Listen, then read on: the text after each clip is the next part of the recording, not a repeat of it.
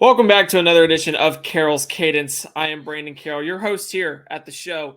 And for the second episode in a row, we have Mr. Donavon Keiser from Swamp 247 in the building, the virtual building. Donovan, how you doing today? I'm good.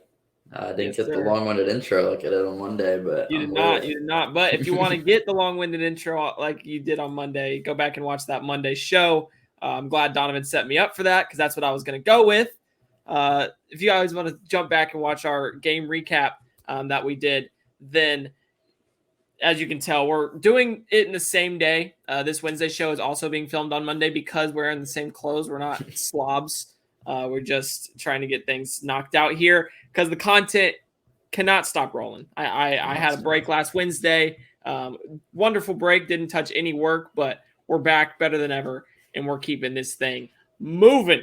And today, on Monday, we talked about strictly football. It was all about Florida's game against Charlotte, potential or slight preview of Kentucky. Talked about Mark Stoops, Devin Leary, just slightly. But now we're moving into recruiting for the Florida Gators, an area where they have excelled under the current regime, and especially in the 2024 recruiting class. Donovan, Florida holds the number 3 recruiting class in the nation at the moment. It is a significant step forward from where they have been in recent years, but there are a few pieces still on the market that Florida is trying to pursue. Who specifically do you know of that Florida is still heavily targeting? And what is your pulse? What pulse do you have on their recruitments at this stage? Yeah, of course. So right now, Florida's, I think, sitting at 21 or 22 commitments. Obviously, like you said, the number 3 class. Right now, a lot of uncommitted prospects, they aren't really after too many. But now you're going to see a lot of, as signing day gets closer, you're going to see a lot of flip targets, pop up. They had a few on campus this last weekend. They had Charles Lester III, Jeremiah Smith, and then they also had DeAndre Robinson as well. So still looking around, they're still going to have some guys that they want to go after. But as of now, you're looking for more flips as you kind of wait for signing day to come around. Definitely. And you mentioned DeAndre Robinson. I think he's one specifically that is, interesting considering Florida just having lost McRae to a decommitment. And, they're still looking to kind of replenish that interior defensive line depth down the line. It's something that they did this offseason through the portal, but we know Florida is going to look toward the prep stage much more consistently than they do the portal under Billy Napier. What did you kind of feel from Robinson, and what is Florida's chances to potentially be able to get him into orange and blue instead of that burnt orange before he makes his way to the collegiate level? Yeah, getting him back on campus is huge. This is a guy that was around all the time, even before his Texas commitment. Spent a lot of time around the staff, really got to know them. Sean Spencer, Napier, all of them, really working on him. So getting him back, getting that face time again, super important. Obviously, Florida has the location advantage being in state. Don't have to travel as far as Texas to watch. To watch for the family and all that, to watch them play. So I think Florida, obviously made a move this weekend. I think it's, they want to, it depends. It's always different with flips. You got to kind of calculate, when do you want to really make a push? When do you really want to, go up and beyond, really push for a flip or a commitment out of someone like that? I don't really think Florida's job was necessarily to do that this weekend. I think they just wanted to, kind of refresh, kind of bring back that relationship and kind of just, prove to him that, we're still here and we're still in this thing. So without a doubt. And it makes sense that, like I said, he would be someone that they do that with, considering the loss they just had there at the position, and just trying to rekindle that relationship, that fire that at one point had Robinson trending toward Florida before he ultimately made his Texas commitment. And you mentioned Jeremiah Smith and Charles Lester, 2 5-stars. Jeremiah Smith being really the best prospect in the country. I know there's some recruiting sites that don't have him there, but that is just not the case. He is the best player in the 2024 class. And I personally, from what I've seen in person, don't think it's close. I think he is head and shoulders above the pack. He's kind of bounced around between the in-state schools in Florida, throughout his his recruitment. But he's been locked down with Ohio State for quite some time. Brian Hartline built a strong relationship from the beginning. And considering what Brian Hartline's done with producing wide receiver talent, it makes sense that he would align himself with the position coach at the next level. Do you think there's any chance, not just for Florida, but for any school to make a significant push to where he backs off his Ohio State commitment anytime sooner? Or do you think he is through and through Buckeyes? I think he's through and through Buckeyes. It's, just the proof's in the pudding. Mm-hmm. As a wide receiver, if I were in his shoes, why would you go anywhere else? Absolutely. As long as Hartline is at Ohio State, I don't see Jeremiah Smith going anywhere. So, and that's, obviously these visits are great. He had a lot of people with him. He spent a lot of time after the game, talking with various staff members. But at the end of the day, why go anywhere else? With all of these receivers that Ohio State's pumping out every year. I mean, every year they're loaded at that position.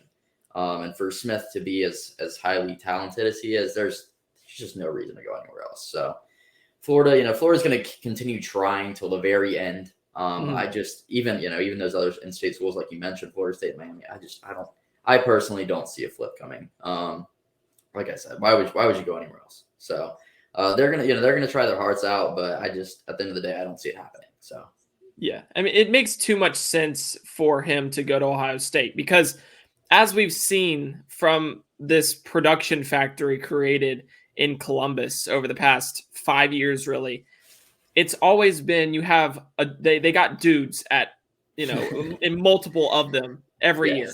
And it seems as if every single year you have one that's better than the last. Obviously, right. Chris Olave and Garrett Wilson, they made their name and went out in the same draft class. And then you move into Jackson Smith and Jigba, who obviously was hurt throughout most of his, junior season last year. So he didn't get to see much of, playing time. But then Marvin Harrison steps up and you're like, oh, this is the best one of all of them. And he's now out here, producing as the best wide receiver in college football. And it's not even close. And then you have Jeremiah Smith coming in. It just seems like they just rotate these wide receivers. And that's not even to talk about the Emeka Egbuka and the just other pieces that they have at their disposal. It's quite impressive how much wide receiver talent they've compiled. And it's crazy to think that there would be, if you were a top tier wide receiver, that you'd go anywhere else in the country other than Ohio State at this moment. So it makes sense that he's going to enjoy the process, but ultimately he's going to find his way to Columbus, Ohio and suit up in the scarlet and gray. Yeah, for 3 years. Because that's all he's going to need. But like I said, I'm right there with you. I think he's number 2 on 24/7. I think in the capacity he's number 2. So personally, I don't think it's close. I mean, dude's scoring every 3 times he touches the ball. So that kid is different. He's gonna be one. But just looking back, I mean, this Ohio State run they're on we're gonna look back at this in 30 years and say, hey, remember when Ohio State pushed out however many first round picks at wide receiver? Yeah, this is a generational thing they have going here. So I don't see how you flip from a well-oiled machine in terms of recruiting production or wide receiver recruiting production, and to come to a fledgling Florida program as it currently stands. So yeah, and that's the funny thing is yes, Jeremiah Smith is the top guy in that class, and it's undenied. He is their highlighting piece. But they also have Mylan Graham, who's another stud at wideout, and they have Jeremiah McClellan too, who I know this is turning into Ohio State, but we're discussing here the insane process of Brian Hartline and being able to compile talent, and so it makes sense for Jeremiah Smith to go there instead of going to Florida, Miami, or Florida State as things currently stand in his recruitment. We talk about flip targets, but there are 2 significant uncommitted targets remaining on the open market for Florida right now in the 2024 class, in LJ McRae and Xavier Mincy, both of which were on campus, if I'm not mistaken, for Florida's victory over Tennessee on 2 Saturdays ago. So just what have you seen from those two recruitments? I think I have a good idea of, what each look like, but just what have you seen specifically from LJ McRae, as he seems to be, he's the top remaining target on Florida's uncommitted board, and just position wide, like it doesn't matter which position. What have you seen from that recruitment? Yeah, McRae. This one probably will wrap up before Mincy's does. I think Florida's in a good spot, and obviously having him on campus for that huge Tennessee win is a very big deal. So getting him back on campus, huge deal. Especially, I think he wants to come off the board sometime soon. So having that, I think he's eyeing October or something like that. They were at FAMU last week. So Florida is really the last big school they visited. I'm sure they have some stuff in the works, especially getting those last trips in before you want to make a decision. But Georgia's still in there. Two-time defending national champions. You can't. There's no easy way to say no to Georgia. Even as a Florida kid. So they're hanging around. Some other schools are trying to get in there as well. I think he wants to. I think he's, getting in there with Colorado. Colorado, obviously, they're getting in with all the top prospects. Deion's sending, where to find Deion. So he's trying, but I think this really comes down to Florida, Georgia. That's going to be one you have to win. So as for Mincy's probably going to take a little bit longer. Bama's still hanging around. But I mean, with Mincy, you really, you can show what you can do with these young DBs, these young defensive backs that are making an impact early at Florida. Jordan Castell, some of the freshman cornerbacks, Jakeem Jackson, Dijon Johnson, some other guys like that. So, but yeah, I think those two, those two are going to be the ones that you need to win. I think as long as you split one of the two of those, you're in good hands, especially, if that happens to be McRae. Because SEC is a trench league, it's all it comes down to is the trenches. So I think if you're Florida, obviously you want both, but splitting them at the bare minimum to kind of top off this number 3 class is what you need to do. Without a doubt. It's it makes sense to and I'm saying they're both positions that Florida is like they kind of positions of need. In this class. And LJ McRae is widely regarded as the best defensive end prospect in the country. He is that on Georgia's board. He is that on Florida's board internally. And as a result, they will both pursue him with everything they have until signing day. Because his October commitment is one thing. And like you said, it kind of gets a bit, iffy from there for the team that he doesn't commit to. But that doesn't mean they won't keep poking the bear trying to see if they can get him on his side, because he is a fantastic talent. He is very talented. So and two months is a long time, especially as that season ends and you might tail off. You got to finish strong on the field and on the trail. So regardless of which way that goes, even Georgia hasn't looked the best, but you have to even if you do grab him in October, you have to hang on for dear life, because that is not that's not one that goes you go down lightly with. Yeah, without a doubt.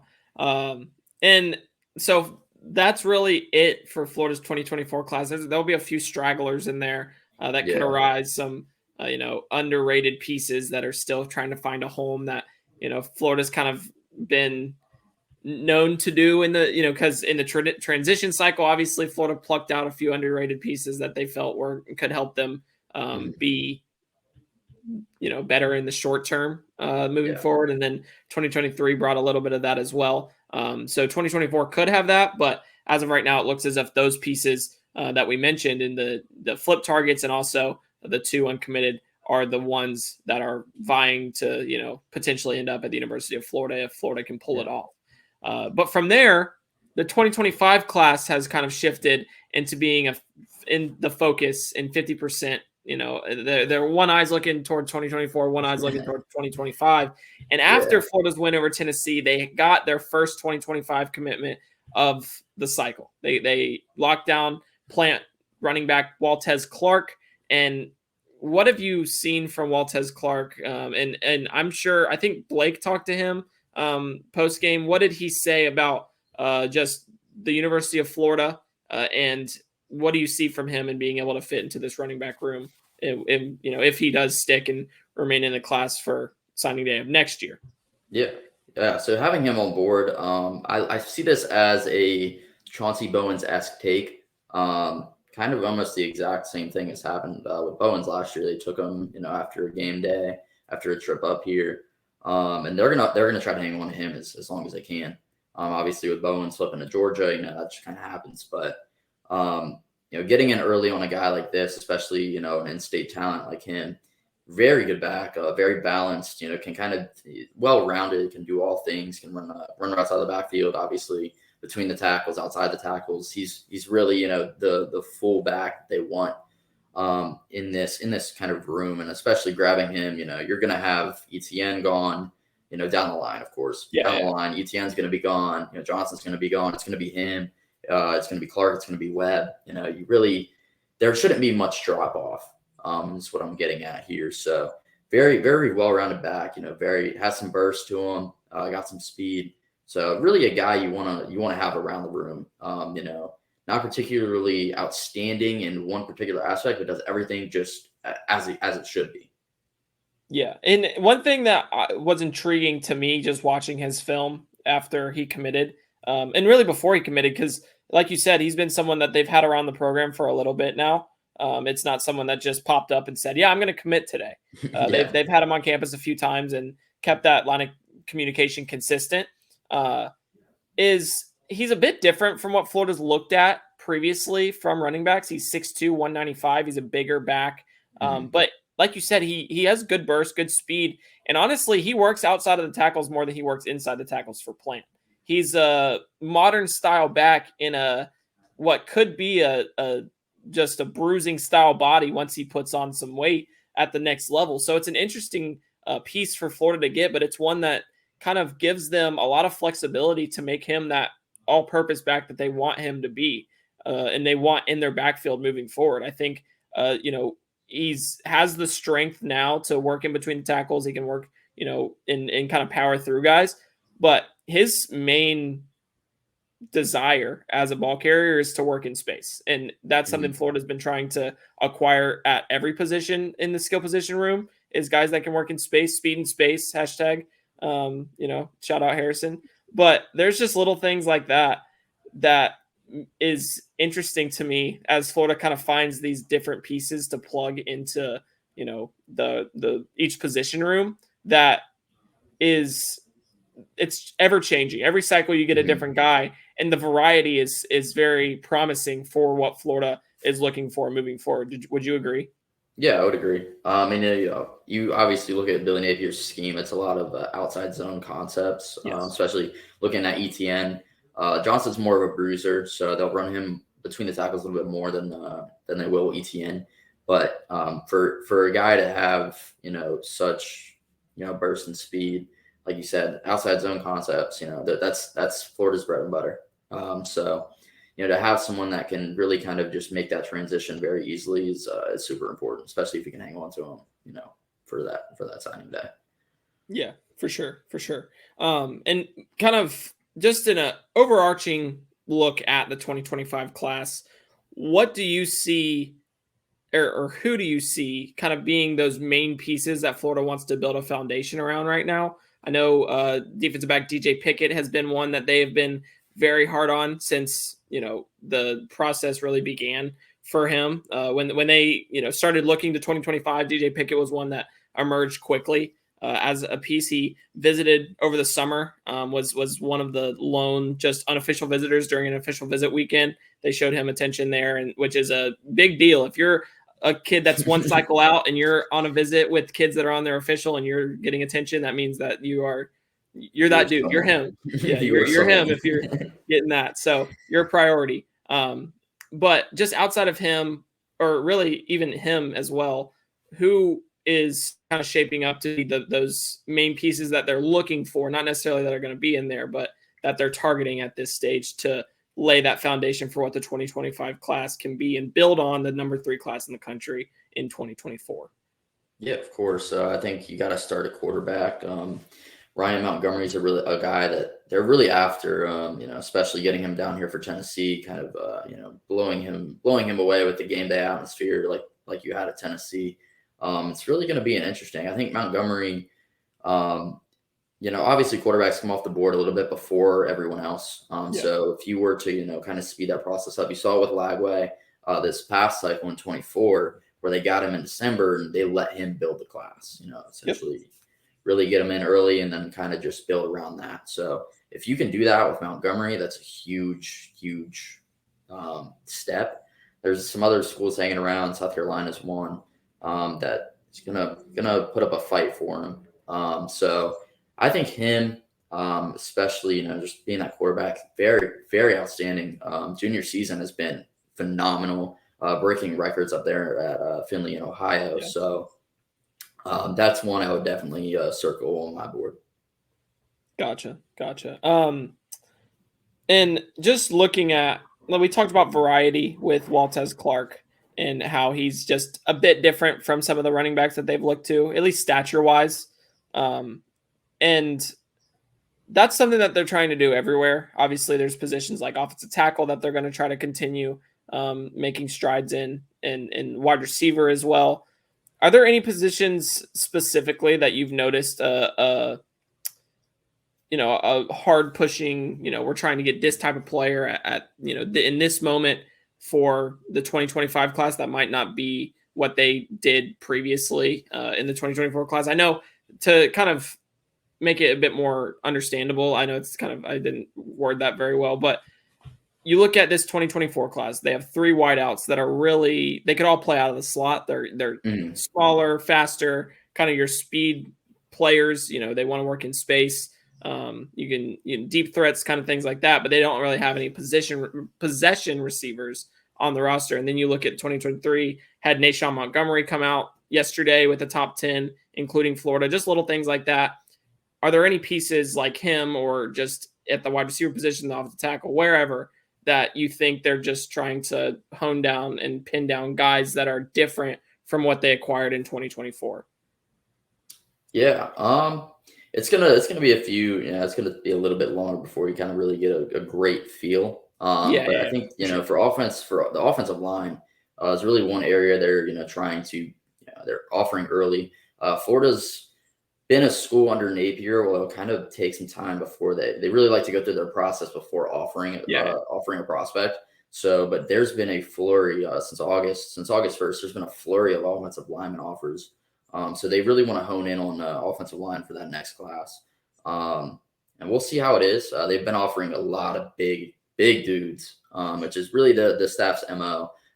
Guys like, Cameron Waite's 6'8", 3 whatever he is now. But guys like that. So they really want to be able to take guys on the offensive line and really mold them. And especially, we know with the depth that you're currently looking at, some of these guys from the old staff, Jake Slaughter, they're really looking to just infuse that room with depth. So it's really interesting to see. Florida hasn't been particularly great in recruiting offensive linemen, especially in the 24 class. They got some guys, but 25 is really going to make the difference, especially if the staff is here for an extended period of time. That 25 class is going to be huge. You're getting into year 3, year 4, where you're going to have guys that make an impact, immediately or within 1 or 2 years, especially in the SEC. So that's really one area I'm circling. Obviously, quarterback, the skill positions, they're always important, but offensive line, you have to knock that out for 25. And I think they know that just with the amount of offers they've put out, with the amount of interest they're fielding, from different prospects in that class at that position. Definitely. And, we've talked a lot about offense because, obviously Waltez Clark's running back, Ryan Montgomery's the quarterback, and he's going to be the face of the class. If he does end up at Florida, or whoever the quarterback ends up being, it will be that face of the class. Offensive lineman. Are there any defenders specifically that you've kind of circled as potential top targets for Florida. Like you said, there's still time before the board really becomes like firm and we see exactly what Florida's looking at. But are there any guys that are kind of lining up outside of Pickett who are, where Florida's looking at them pretty heavily? I know the linebacker room has been, oft talked about with several players there. They're looking at like Nathaniel Owusu-Boateng from IMG Academy. He's a linebacker. Gavin Nix. Mm-hmm. Gavin Nix is another one that they really like. 6'2", 225, plays linebacker. Really gets after it. Really like that kid's game. Yeah. And then they also looking at like Tarvis Alford. TJ Alford. He's another one. Yeah. So Georgia's been flirting with him recently. So he's reeled in a few offers too as well. So that's definitely one as well. Definitely. So yeah, there's guys, a lot of positions. It's still early stages, like you said, but Florida is definitely active in the 2025 recruiting game as they attempt to build kind of opposite of they did last cycle where they went defense first, offense kind of filled in the pieces. It seems as if it's going to be an offense first class for Florida to balance out, what happened in 2024, even though it's the number 3 class in the nation. So Donavon, I appreciate your time, both Monday and today's episode. I want people to go follow you on Twitter at Keiser Donavon. Make sure you check out his work at Swamp 247. He and everyone at Swamp 247 does great work. And just make sure to go check that out if you don't already. Follow me on Twitter at itsbcarroll and tune in on Friday for my game preview between Florida and the Kentucky Wildcats. I just want to preface right now, you might not like my prediction for that contest. I'm Brandon Carroll signing off from another edition of Carroll's Cadence. I will see you all on Friday. Have a great rest of your week, and we will catch you on the flip side. Later, y'all.